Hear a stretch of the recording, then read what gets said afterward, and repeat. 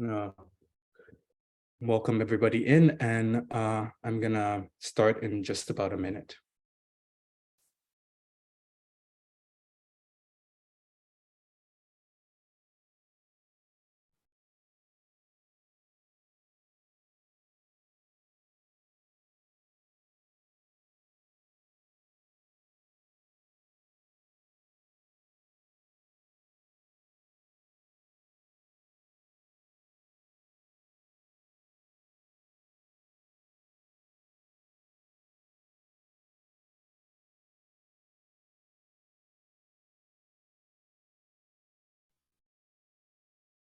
Okay, it is 2 past the hour. I'm going to start. Hi, I'm Bashan Wright, and welcome to Refining Conversations, a webinar sponsored by URGE, Advanced Geo, and the Geological Society of America.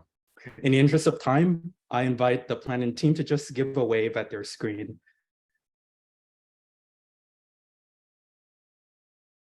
Thank you. I begin today as I did in session 5 of the URGE development curriculum by paraphrasing Dr. Vernon Morris, the first speaker in the URGE program. He compared mass incarceration and police brutality to the historical exclusion of geoscientists of color. He writes, in the place of mass incarceration, there is mass exclusion in geoscience. In the place of police brutality, geoscience careers are killed through forced attrition and underinvestment.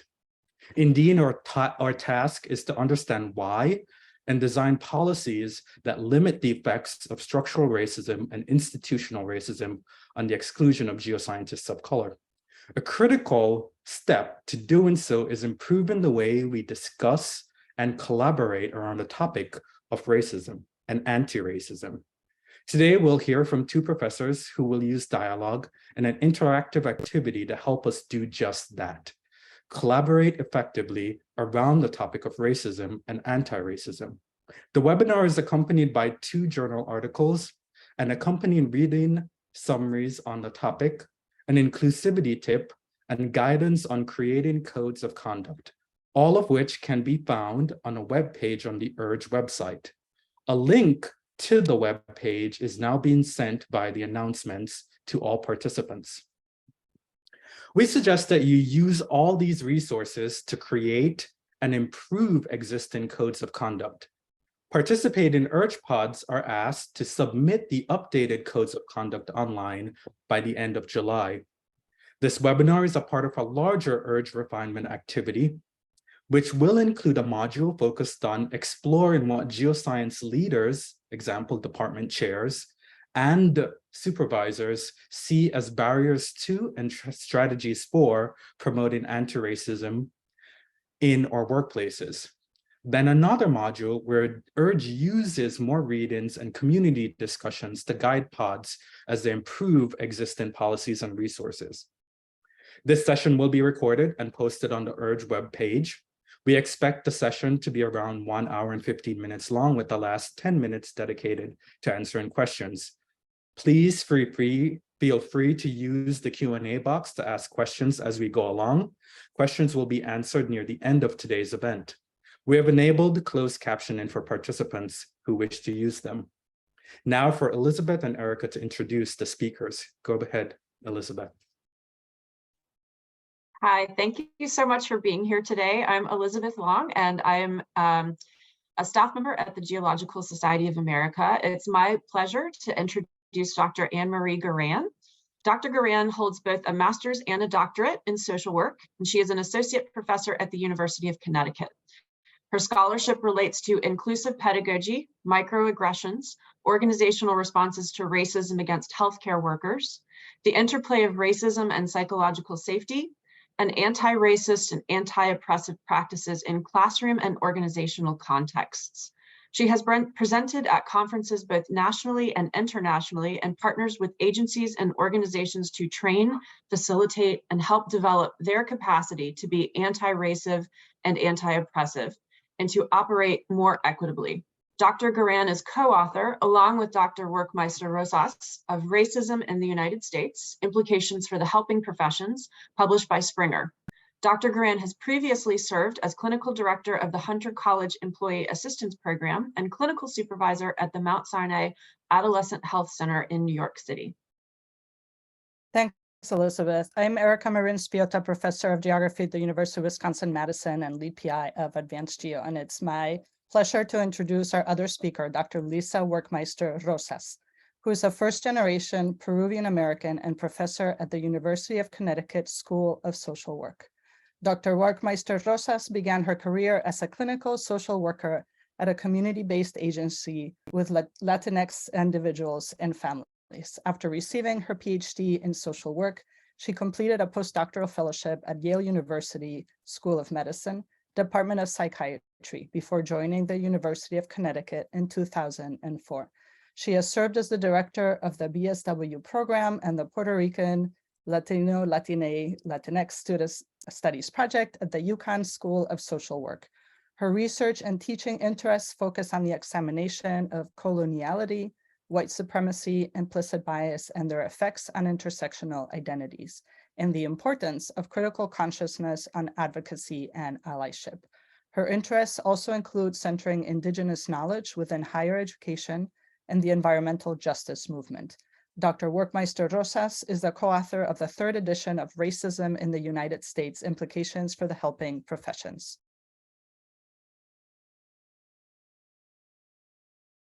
Thank you, Elizabeth and Erica. Drs. Garan and Werkmeister Rosas will now give their presentations. Great, wonderful, thank you. Bienvenidos and welcome everyone. We're really excited to do this presentation, and we've been talking about it for quite some time. So I'm certainly glad that it is now about to begin.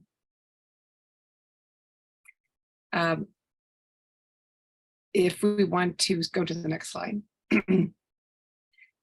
So this is just a brief overview of what we're going to be going over today.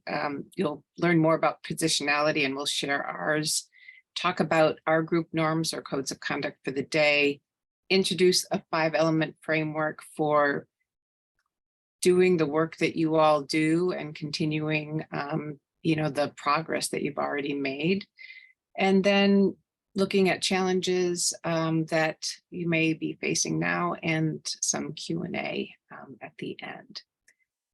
So I wish we all had a chance to introduce ourselves, because I think both Anne-Marie and I feel that sharing who we are and what's brought us to this work is really important, and can be so vital to the learning process. But we hope that if you haven't already done that with your pod, you will, and if you have, kind of continue sharing that kind of information, because that is how we learn from each other, particularly around when doing this work. So, Anne-Marie. So thank you, and thank you for the introduction, and again, thank you for the invitation. And we are very excited to be here today. This work Lisa and I both have been kind of dedicated to, committed to for a very, very long time, I think personally and professionally. And so we always love being able to speak with different groups about things that we have found that can be challenges, and things that we have found that can be really helpful. Next slide. Oh, because we know that the work that you've been doing in pods and the work where you are right now centers around norms and guidelines and ways to develop those and have conversations about those. We would be remiss if we didn't start by talking about the kind of norms and guidelines that we are hoping to adhere to today.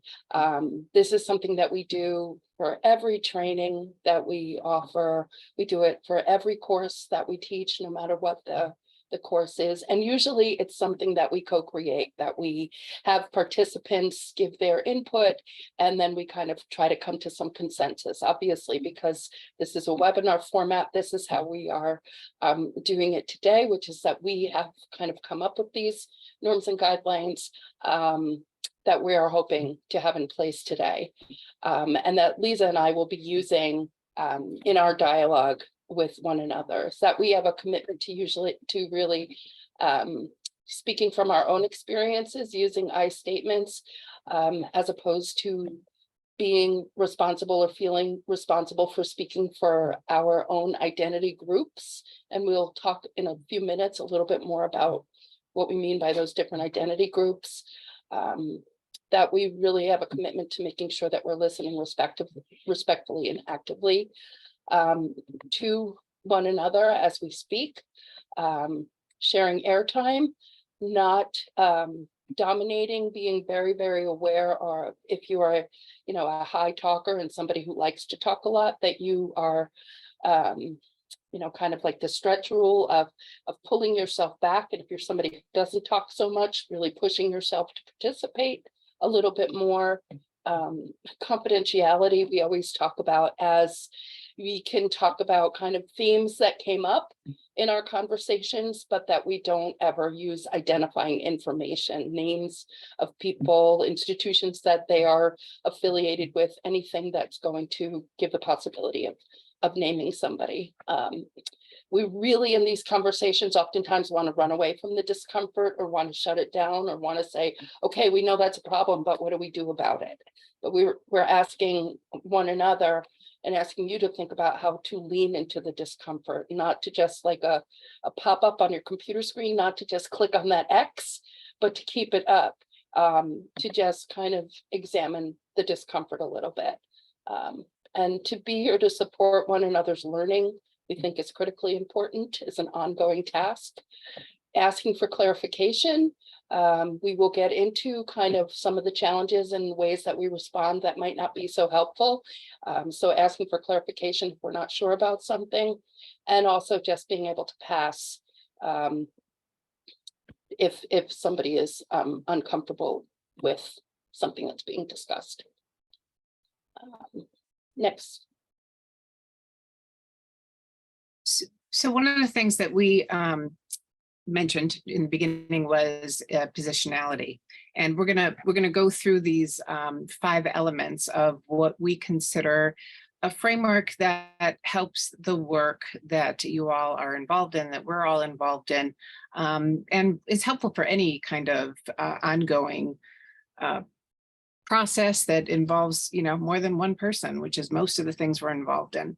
So this is the 5 elements: positionality, the socialization process, critical consciousness development, dialogue and the various components of dialogue, and then really looking at assessment and accountability and what kinds of challenges and opportunities that are associated with that, and the work overall. So next slide.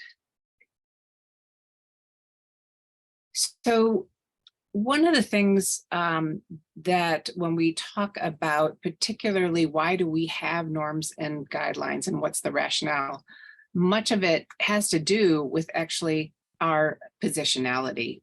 And, you know, we have a particular definition a little bit later on, but basically I'm gonna, as a example of this, I'm going to share my positionality in terms of how I see myself and my identities, and in a sense, where that places me in the larger world. So myself, I am a queer, light-skinned Latina, first-generation Peruvian American. I identify strongly with my indigenous roots and use many aspects of my culture and identity while doing the work that I do, particularly around decoloniality, anti-racism, and other forms of anti-oppression work.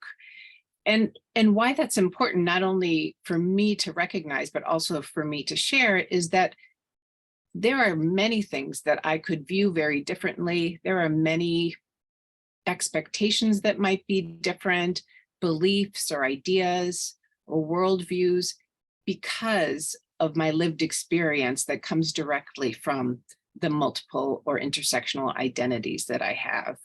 So one, it's kind of talking about the importance of being able to share who you are, and also with the understanding that the reason why we do that is so that we can understand where someone might be coming from with their lived experience. We're never going to know exactly what that is because we're not that person, but it can really help us understand why norms and guidelines are important and how to structure conversations.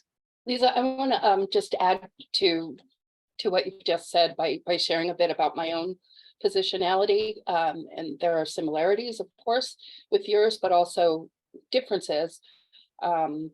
So I identify very strongly as both an African-American woman and a Puerto Rican woman. That has brought for me a lot of kind of cognitive dissonance over time, because I'm straddling these two, in some ways, very, very different worlds. And I might not construct them as very different, but people on the outside do construct them as very different, so that I'm oftentimes not Black enough for people, and I'm oftentimes not Puerto Rican enough for people. I wasn't born in Puerto Rico. I was born in New York. I'm a New Yorker. I live in New York now. I didn't grow up speaking Spanish, but I do speak Spanish, but I certainly don't speak it as a native. So all of that has an influence on me and kind of how I see the world and my lived experience. Also, just in terms of social class, grew up quite poor and have, through education and professional work, moved from being very poor to living something of a middle class life now. And so that changes my outlook and my worldview as well. And I identify as cisgender, female, heterosexual. And so that also informs my lived experience and ways that I see the world that could be different than anybody else. So I just wanted to kind of add that, to add a little bit more nuance to this discussion. No, I think that's great. And I appreciate that, because like you said, even though there are some similarities, there are differences not only within each one of the identities, but how the identities might intersect really does make a difference in terms of how we experience the world. And as I like to say, how the world experiences us, which may or may not be completely in sync with how we experience ourselves. Yeah. With that, could we go to the next slide, please? And Anne-Marie, do you want to talk about some of the reasons why it may not be in sync with how we see ourselves with this? Excuse me, yeah. So this graphic, excuse me, is what we call, well, Bobby Harrell called it, the cycle of socialization, which we find is a really, really helpful representation of how it is that we end up with the worldview that we have, the morals and ethics that we have, the ways that we see the world, because it's a socialization process that happens. And I think for the purposes of what we're talking about now, this cycle was certainly developed with a US context in mind, but there are ways that some of it can be applicable to certainly other cultures, other countries as well, but we're really talking about how this gets developed in a US context. So having had some kind of developmental time, formative years in the US, but we also recognize that some of this is tinged with cultural norms and values. And essentially what the cycle tells us is that, we're born into specific, and this is the royal blue part, that we're born into a specific set of social identities, and those kind of predispose us in some ways to, unequal roles in this kind of dynamic system that we have in the United States of oppression and marginalization. And then we're moving on. We're socialized by these very, very powerful sources in our world to kind of play the roles that are prescribed by this inequitable system that we're all born into, right? And we're socialized by these powerful forces. So we kind of each in our own way, and some of it's conscious and some of it's unconscious, we kind of maintain and uphold some of these oppressive systems that are rooted in power, excuse me, that are rooted in white supremacy, right? And some of that depends on how much the cycle is going to have an impact on us.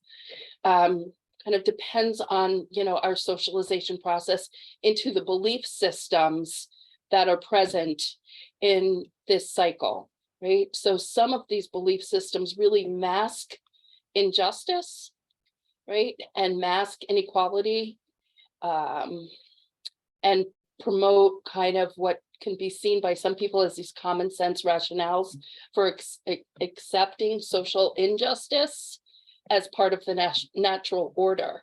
And that really shapes our outlook from a very, very early age, right? So this socialization process is pervasive, right? It comes from all sides and all sources, and it's consistent.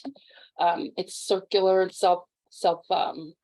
kind of self-supporting, and can be self-perpetuating. So in the yellow circle, we have all of these different institutions that kind of reinforce and bombard us with the messages that we originally will hear in our family of origin, our early formative years of daycare, nursery school, early on in elementary school, that these messages get reinforced by the communities that we live in, by the faith communities that we take part in, by the families, and we talk about family in whatever configuration that means for you, by the media, right?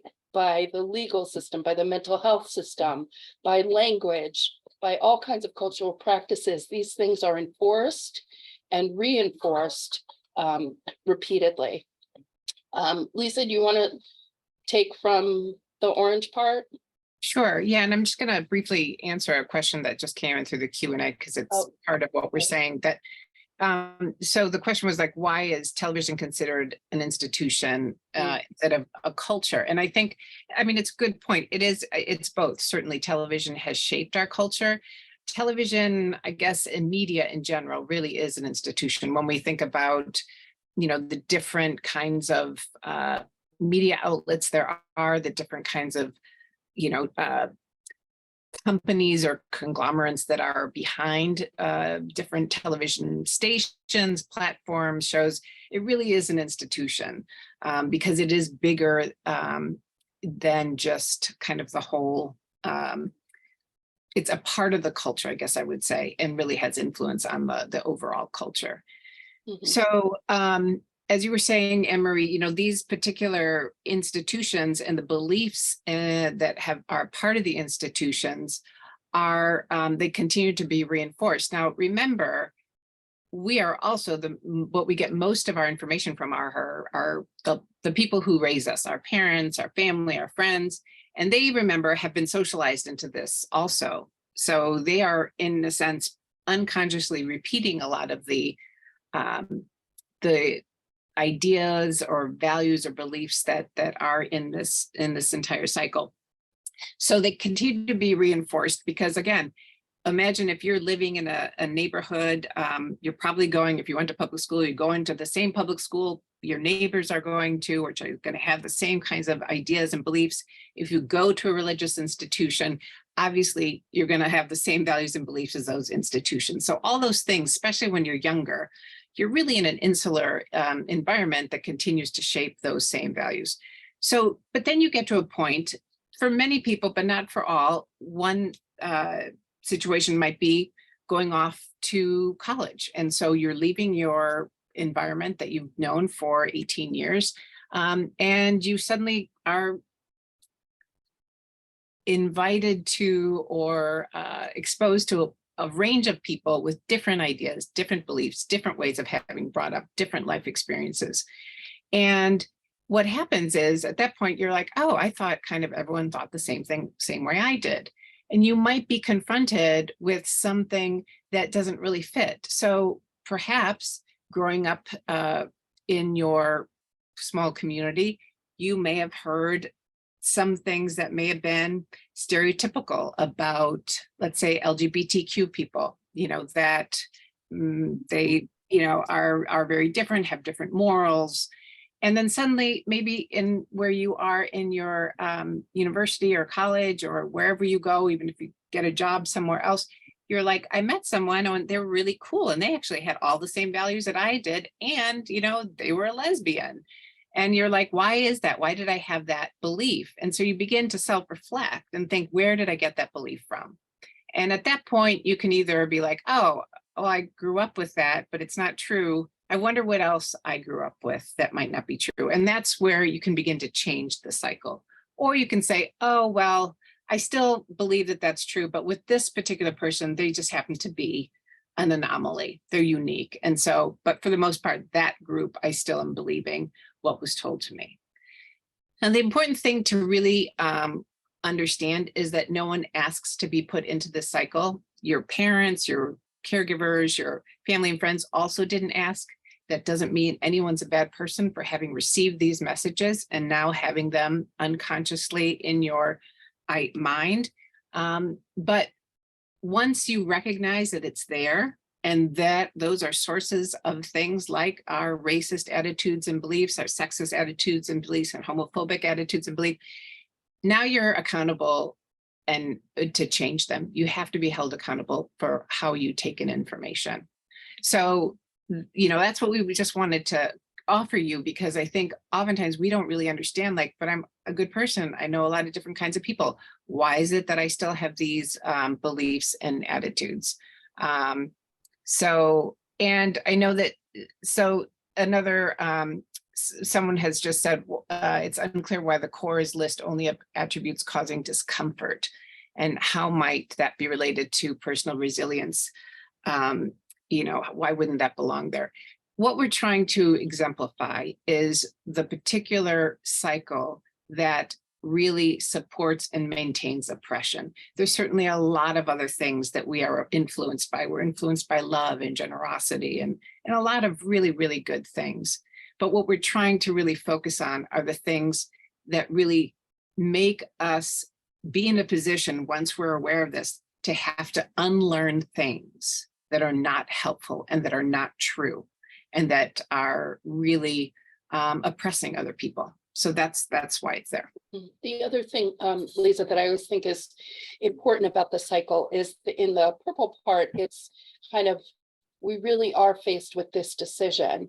And if we want to kind of make a commitment to unlearning some of the things that are not helpful, that we have learned through the cycle, through the socialization process, that we can go in that direction. And there are lots of avenues to do that. But a lot of times people choose not to do that, whether it's that you're really, really just holding on strongly to those beliefs, those core beliefs. You think that trying to even think about things differently is going to disrupt personal relationships with family, with loved people who raised you. And, you're thinking, well, I know my, grandfather always said this, but I'm not going to go and say these other things because I really love him. And I don't think he's really a horrible person, right? There are all kinds of ways that we can rationalize, but making the decision to kind of continue the cycle or do nothing is making a decision. So it's not just that people who are trying to unlearn these things are making the decision and other folks are inert. Choosing to be inert and just choosing to live in the cycle and perpetuate the cycle is still making a conscious decision, because you know about the injustice and the oppression and you're still deciding to turn away from it and continue. Yeah, great. Thank you. And someone is asking about horizontal violence. We're going to talk about that more, and we kind of talk about it more as internalized oppression, but we'll talk about that more as we go on. So I'm going to, just in the interest of time, kind of help us go to the next slide. So in terms of, again, your identities, this is something that we're going to ask you to do outside of here, just again, to think about your positionality and what has made your experience in the society, in this world. So when you have a moment, think about the time, list your different identities. Pick, one that that really, that that there was a message that you were given that was problematic or inaccurate about what particular identity that you're naming. Where did those messages originate? Family, friends, religious institution, community, and how have these messages influenced your relationship to that identity today and your overall work that you're doing now? So again, we don't have time to do that today, but you'll get the PowerPoint, you'll be able to have access to it. And it's a really great self-reflective exercise around positionality. And it's also something helpful to do more than once, because our identities shift depending on our context. So Yeah, okay. Next. This is just a graphic to kind of show you intersectionality in general and how all these different, or positionality, sorry, and we will talk about intersectionality, but how your different particular identities kind of come together and make you who you are. It's also what sometimes in intersectional terms is called the social location, where you're located within society among the various levels of power and privilege that each one of your identities holds. Again, within the way the society categorizes those particular identities as either being overvalued or undervalued. So next. And again, intersectionality is a term, actually Kimberly Crenshaw, well, Collins also kind of started talking about the importance of intersectionality, because when we talk about having more than one identity, it's not just about, and you're Latina, and you are an immigrant, and you're queer. It's really trying to understand how each one of those identities with its particular level of power and privilege come together and create your own unique experience of being in this world, and how you experience it and how other people experience you. And again, it's really important for us to understand, because that is how we create or come to our particular worldviews, and which is why our worldviews can be very different from each other's. Next, do you want to do the next one?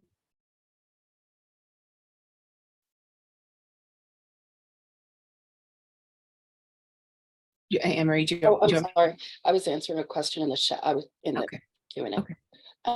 So a critical consciousness is kind of one of the overarching terms that we use, because in your work in PODS, in your work just approaching anti-racism, oppression work, one of the things that we're really trying to focus on with the identity exercise even is that we are aware of and are reflecting and are trying to come to an understanding of who we are in the world and the sum total of our lived experiences to a particular time and place, and the ways that we see the world as well.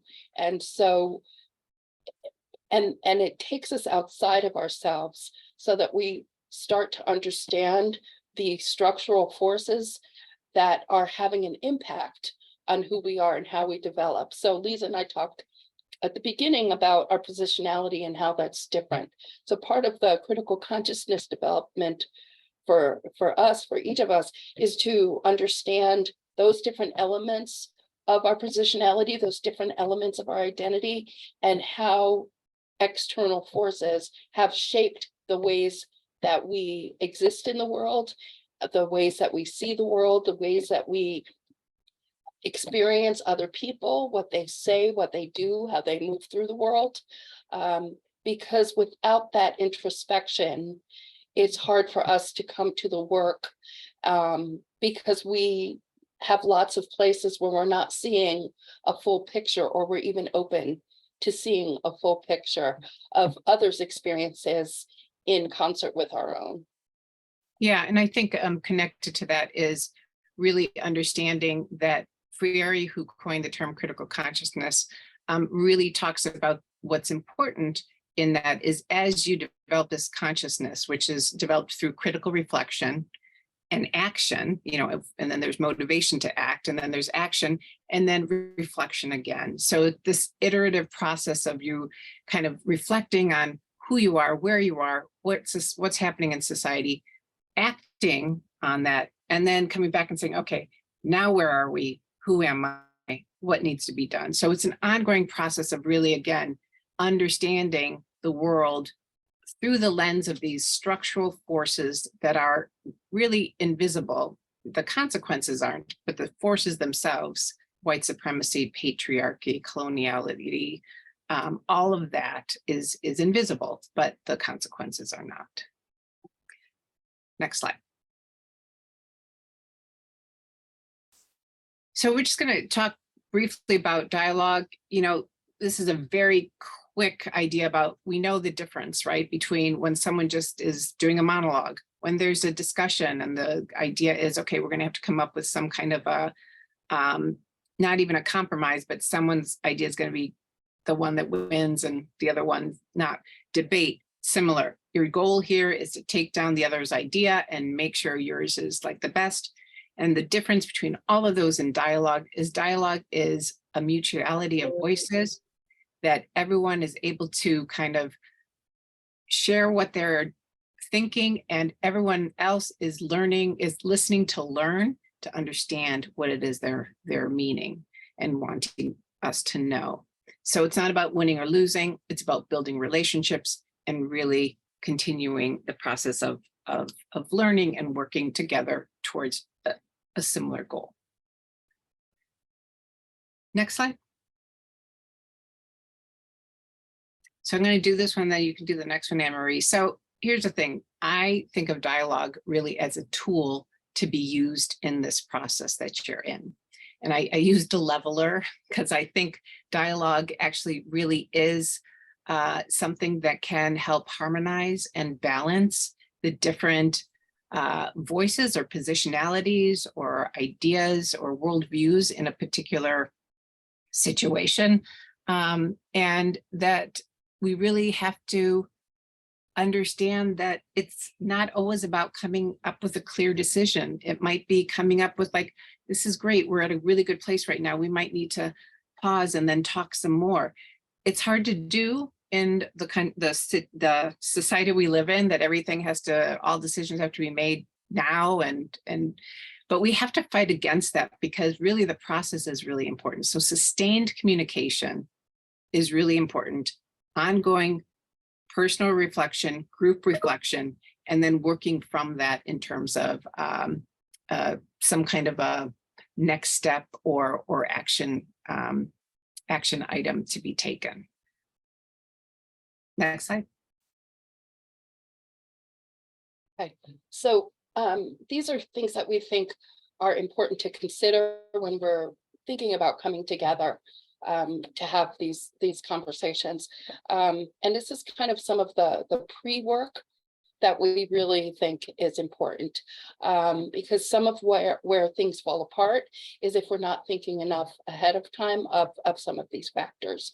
So who are the participants in terms of different places that they might be invited from, in terms of who has more power than others, in terms of who we're putting together, in terms of those power dynamics.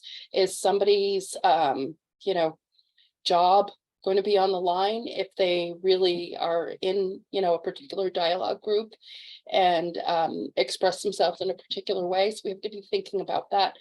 We want to think about the sponsor who's kind of underwriting, and I don't mean in the financial sense, but where is the desire for this coming together in this dialogue coming from?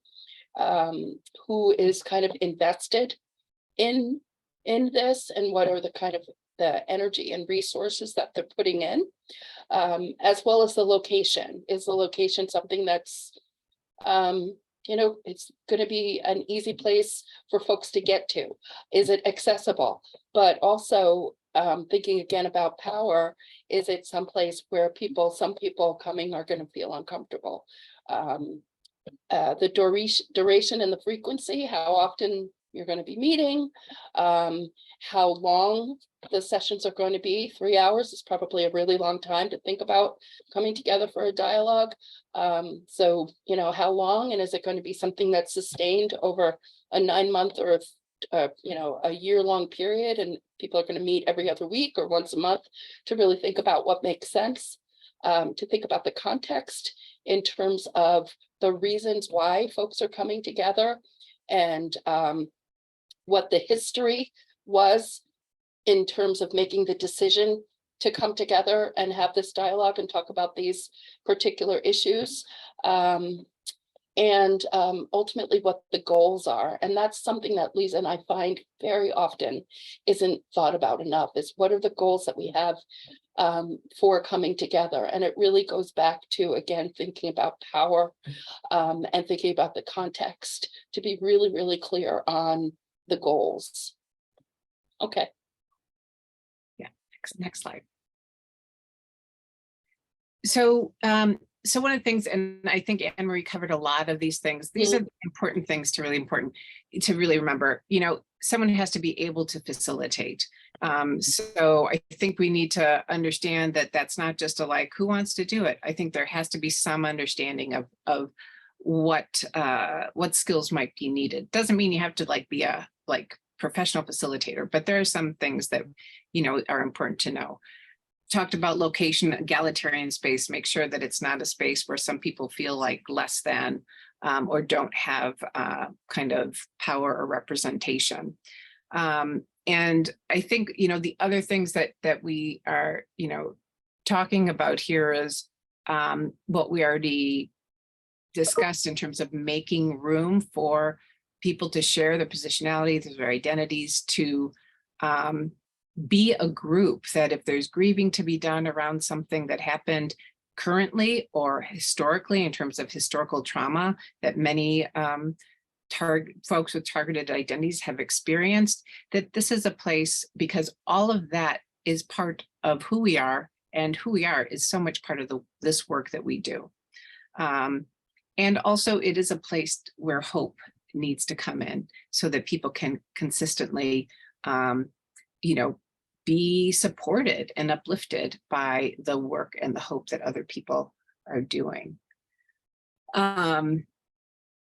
So what I think we're just going to do one thing a little bit differently. We're going to go, we'd like you, I don't know how many people have done a Jamboard, but if you can click on the link on that slide, the Jamboard slide, I think we might need that back up again, or how are people, I'm trying to think, or oh no, we're going to put it in the chat. Okay, yeah, so we're going to put the link to the Jamboard in the chat. If you could tell me when that's done. And in the Jamboard, the question that you're going to be answering are, what are some of the challenges or barriers you have faced while engaged in anti-racism work within the geoscience field? So what I want you to do is just one-word answers. The way that you do the Jamboard, I'm going to give you an example here. Over here is a sticky note. You click on the sticky note and the sticky note comes up, and you can say something like lack of time, just sort of saying that. And then your sticky note goes up there. So if you could just take a moment, we're going to give you maybe just 2 minutes, 1 or 2 minutes, just click on whatever color sticky note you want. And again, the question is, what are some of the challenges or barriers you have faced while engaged in anti-racism work within the geoscience field? Okay, so some people, yeah. So some people may not, once you're done, you know, with that at this point, just, yeah, get out so other people can come in. And we're going to come back and talk about this after we view a video. So keep on putting stuff in there, and hopefully we can get as many people as we can to participate. And with that, I am going to turn it over to, who am I turning it over to, Hannah? To me. To you, Rashawn. Okay, thank you. Oh, thank you. And in true Urge fashion, it's time for an inclusivity tip. Take it away, Hannah.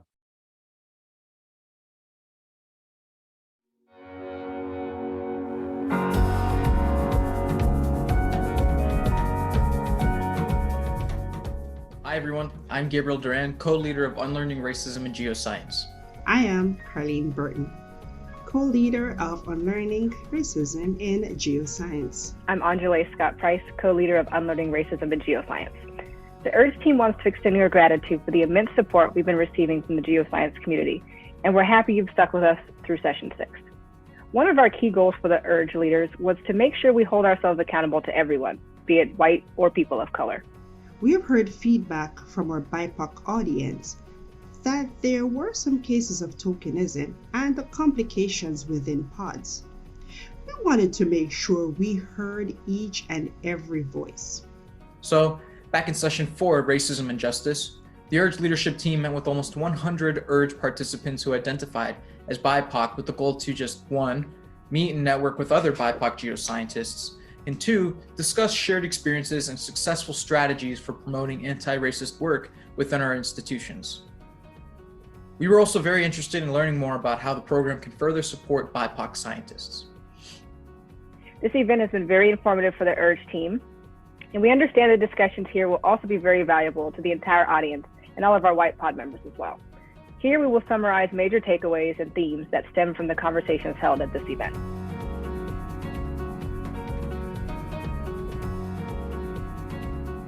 What has really helped are meetings like these, like this URGE BIPOC listening session, where we can just debrief and meet with other people of color.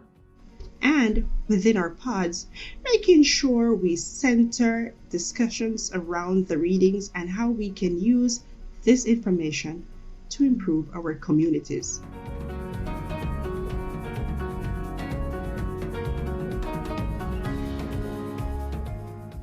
Not enough people in power are participating in URGE pods, and the people in power who are participating in URGE aren't listening to people of color in their pods.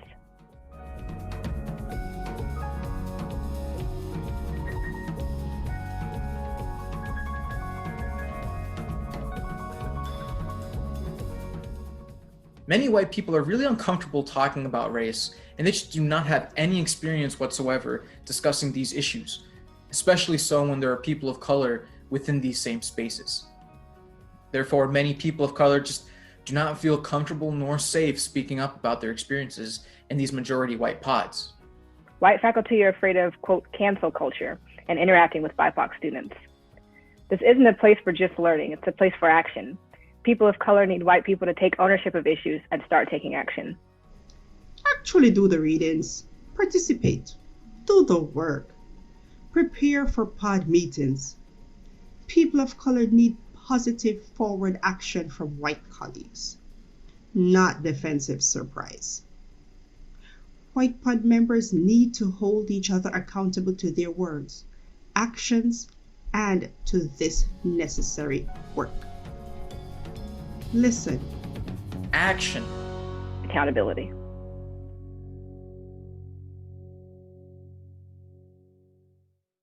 So I want to say thank you to Gabriel and Anji and Carlene for representing the voices of geoscientists of color in this video. This was a video that was shot over a year ago, and I'm finally glad we're able to view it, and the Burton et al. Paper that we assigned also further goes into detail. We now invite Drs. Garan and Workmeister Rosas to continue their discussions. Great, thank you. And, we're just spending some time going through the Jamboard. If you haven't seen it, I'm trying to put it in different sections, but if you could go to the next slide, the slide 16, please. What's interesting is you can see, some of the challenges that we have kind of highlighted are definitely being brought out here. So in terms of the idea about people not caring, people not having, or not really taking it seriously. So much of that can be, we could call those microaggressions in terms of people feeling like, oh, that's not important to me, or like, I don't really see it, or I'm not sure what all the fuss is about. I think that is certainly a challenge. The idea of, this goes back to one of the things we were talking about with dialogue in terms of who has the buy-in, if we don't have support from folks in power, it's very difficult to get things done. There has to be buy-in, there has to be support, because that is crucial to any kind of movement or progress. The idea of, we kind of talk about white supremacy and how that's clearly a part of so much of people, not caring or feeling like it's just not that important. They don't make time for it. They don't take it seriously. I think the idea, the fear of doing something wrong, as it was mentioned also in the video, the idea about fearing cancel culture. And while we can understand that fear, we also have to acknowledge that in terms of race, there is a sense of white fragility where people are feeling like that they don't know what to do, that they're overwhelmed, and that when they do something or anything with good intention and it doesn't, if it gets reacted to in a negative way, that there's this feeling of resentment and why do I do this? And if we go back to the idea about socialization and our positionality, that can really help us understand why we might be feeling this way.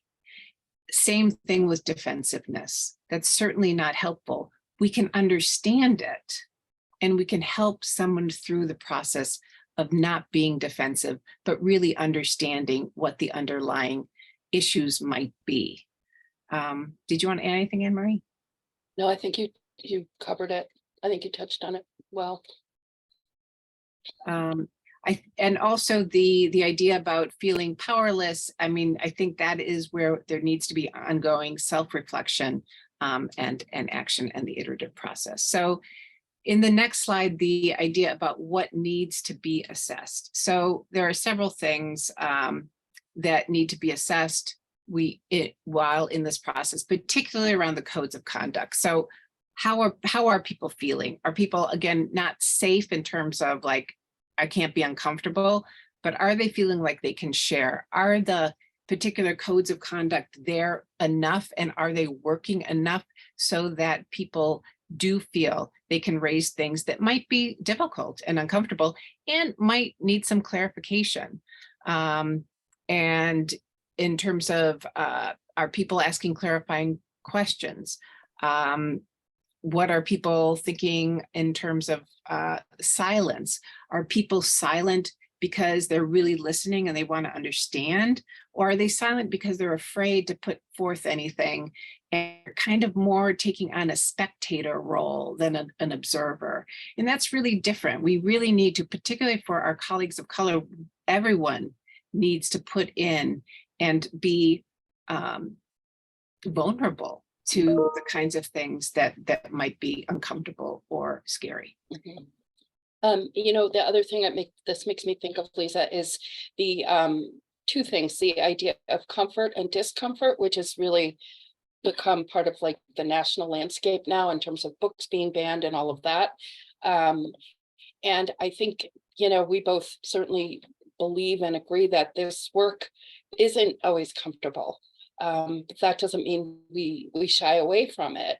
But to have the expectation that we have to be comfortable all the time when we're doing this work is really, something of a privilege and an entitlement that lots of folks that live on the margins just don't have. So I think that's one thing just to be thinking about. And, the other thing is that doing this work, I always tell my students that doing this work is like learning another language.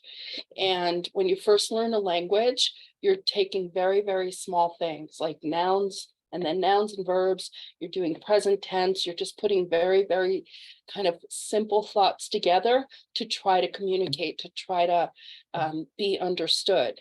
And sometimes you mess up. Sometimes you put the wrong tense or the wrong article with a word, but you go back, you have somebody who hopefully corrects you in some way, or you figure it out for yourself and you go back and you try to fix it. And that over time, your language facility gets a little better and a little better and a little better, excuse me. That's what doing this work is like. You're not gonna be perfect. You're not gonna say the right thing every time. Nobody is, but it's about really making that commitment and knowing you're gonna mess up and how you deal with the mess up. Yeah, really important. Which brings us to the next slide too about, it's important to be able to assess these things, right? We're talking about like what needs to be thought about. And certainly confidential surveys work. You can have a moment of we're just gonna kind of check in about the codes of conduct. How are they doing? Do people feel like we need to add anything or remove something or change something? And, really making sure that that people understand that changing something is okay or adding something is okay. Things happen and different aspects of ourselves get like kind of brought up and a little bit, unsettled. And so things might change. And then just asking the question, how have they been working? Do we feel like they're helpful or do we feel like they're not? And for whom?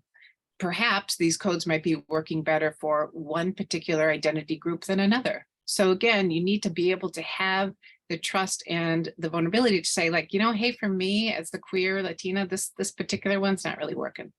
And explain why. And then talk about it because that's going to help the progress. Yeah, because you don't want people to check out or opt out. So talking about it and really being able to explain it is really so important. And it makes sense that you will go back to these codes every once in a while because, the assumption is that what you're talking about over time is going to shift and it's going to change. And something that you thought of when you first drafted the codes of conduct might not have been on the table until 6 months later. And then you're thinking, oh, I just think we need to revisit this, right? Next. And then here we have, in addition to assessing, we wanted to talk a little bit about accountability and what that looks like. So we have lots of examples here and things that we like to think about when we're thinking about accountability and thinking about holding ourselves and others in a particular endeavor accountable. And so these are some ideas that we have found can be useful. And oftentimes folks aren't even thinking about these things. A lot of times it's people from majority dominant groups aren't even thinking about these things, but making sure to not take credit for other people's work and ideas. We talked before about the need for skilled facilitation, but we want to impress upon you again that we really, really believe that the need for skilled facilitation is critical in terms of being able to be accountable to the group and to any larger constituency and larger organization. Also keeping people informed of whatever progress there is, whether it's a quarterly newsletter, whether it's monthly, emails or monthly newsletter, that there's some way that a larger group of folks need to be held accountable. Because oftentimes, we come up with a 1-year plan, a 3-year plan, a 5-year plan, and we're really enthused about it at the beginning, and then it kind of tapers off and peters off, and we think, whatever happened to those things? Didn't we talk about doing those things and making those changes? And unless we're keeping one another accountable, we're not going to see where the progress is being made and where we might need to shift something or help. Making sure that we're really trying to cultivate relationships, checking in with people. There was a really kind of tough conversation. I know I've thought about it a lot. How has it been for you? How was it for you? Is there anything you need from me? Checking in can be really, really valuable, can really enhance relationships. And also just as an acknowledgement of the challenges of the work. Another one that we think is really important is asking for what you need from the organization. Without organizational buy-in, without top-down buy-in, it can be really challenging to get to make a lot of progress in this work. So really figuring out what you need from an organization in terms of resources, and it could be space. It's not always, financial that we're talking about, or maybe it's because of the time you meet, you think you might get more people if you were able to offer sandwiches or some kind of a snack, and that you could use a little bit of money to, to have that available. It's not always big ticket items that we're talking about, but really thinking about what you need from an organization. Let me look and see what else here. Two other things. Recognizing and addressing what we call performative allyship, that people will say that they're allies because it's, again, one of these words that we started to talk about a lot and is part of kind of the public parlance now. And so, going to one rally and holding up signs does not make you an ally. Being an ally is about having an ongoing commitment of speaking out, of educating yourself, of making sure that you're forming relationships with folks in a particular community. And so the performative allyship is really kind of wearing a rainbow pin because it's Pride Month, and not talking to anybody in your social group, in your family group, about why Pride is important, why LGBT rights are important. So, recognizing and addressing that is another form of accountability. Okay. Lisa, do you want to talk about calling in and calling out really quickly? I will, yeah. And I just want to say one thing, I can't remember if you highlighted this, but the idea about really, it is important, and this was said in the video, which I was really happy to hear, that people really do have to listen to the folks from the marginalized groups in terms of what they're saying, because their lived experience, again, is different from others. And, it's not that it's 100% perfect. It's not that it's everyone's experience, but when they share something, they're sharing it from their particular experience, and that is credible and really needs to be heard and worked with. That's really, really important. So calling in and calling out. So I'm not going to go over this because you will see this on the website, but one thing that's really important is there are different ways to bring someone's attention to, having said something that maybe was insulting, maybe racist, maybe a microaggression, maybe. And certainly we all know the calling out. I'm sure we've all, been in a situation where we have done it. We've been a target of it. We've seen it happen where it's just kind of like, what you're saying is racist and that's terrible and blah, blah, blah. Well, we all know that most often that does not go very well because person gets defensive, then other person who did the calling out doesn't feel heard, doesn't feel understood. So what we sometimes calling out is important. So I'm not saying never do it. Sometimes you got to stop something in its tracks right there. And the only way to do it is to call out. But mostly calling in, particularly when you're in a group situation that's smaller and you're having these dialogues, it's to say, I'm going to go, can you go to the next slide, please? I'm going to give some examples here. Next slide. Oh, are we there? Sorry, I'm sorry. So, sorry, did I just mess up? Yeah, okay. So, this is about sort of when, like I said, if you need to stop someone in their tracks, then call them out. But if it's something where you're in a place where you trust each other and you know that together you're working, you then call someone in. Next slide. So again, calling in might be, hey, I'm curious about what you just said. Can you unpack that a little bit for me? Or what would you mean by that? Even something like that, because oftentimes it will be a clue to the person like, oh, that's really not what I meant. Let me say that again, which is great because the learning just happened.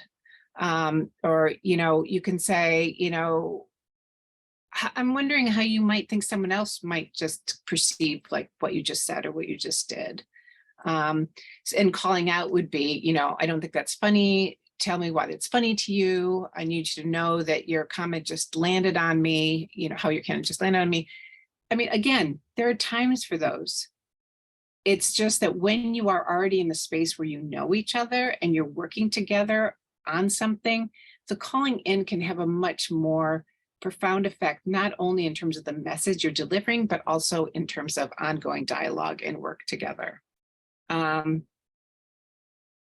And then I think we are okay, next slide. I'm just going to go over this very quickly in terms of, again, the differences between calling in and calling out when you need it. Calling out is there's an urgency, there's a safety issue, and maybe openness not there. Calling in is that you know that the influence is there, that there is safety, and people are open to hearing it, even though they may not always show that.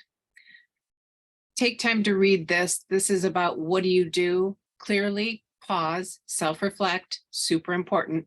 Listen, acknowledge what you've heard. And, if you really don't believe it, you can say, hey, I got to think about this. I do appreciate you're taking the time to say that to me. Reflect, go back if you need to. It's okay if you need to go back and talk about it. And repair the harm that's done going forward. Remember what happened. But it doesn't help to beat yourself up or to make the person who's calling you in or out to be a monster.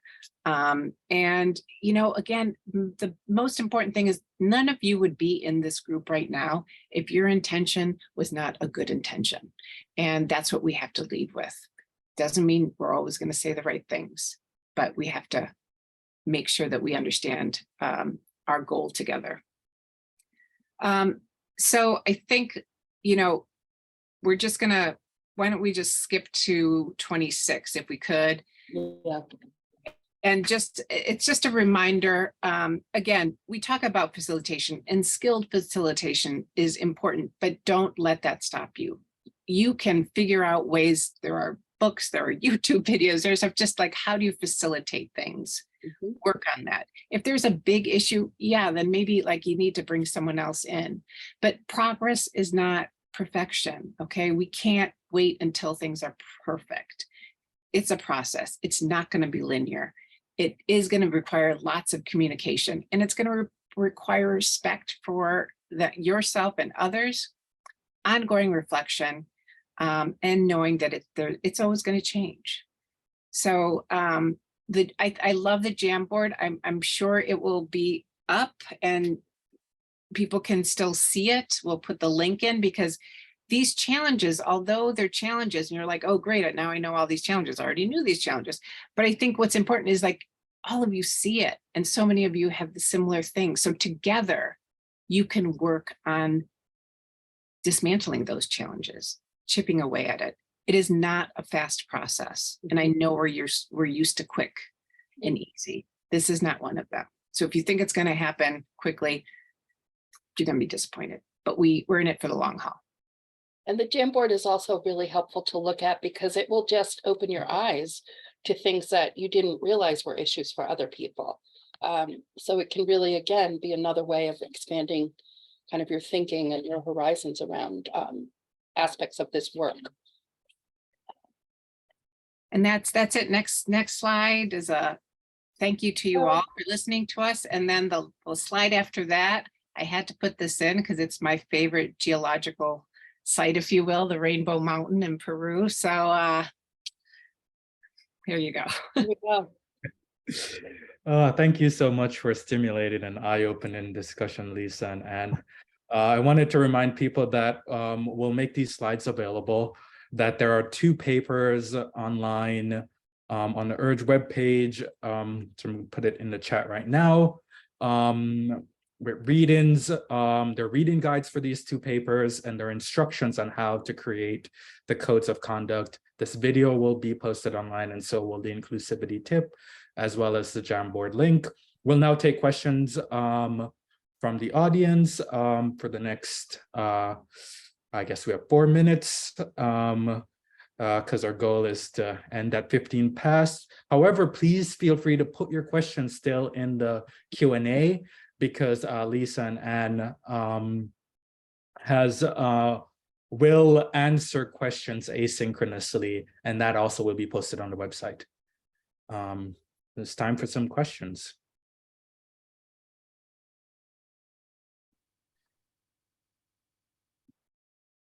So I think I have 3 questions here. Under results in the cycle, can you speak more about horizontal violence? What is it and what is an example? I'm not sure if you answered that already.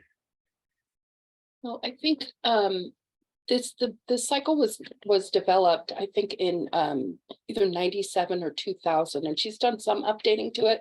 But really, when she's talking about horizontal violence, she's talking about bullying, either interpersonally in families or in kind of workplace situations. So it's like not physical violence, but hostile and like aggressive behaviors towards a family member, towards a coworker, towards somebody in your life. And it's snide comments, belittling, sarcastic kind of comments. That's really what Hera was talking about. And today I do believe that if she were to develop the cycle, she'd call it bullying instead of horizontal violence. Thank you.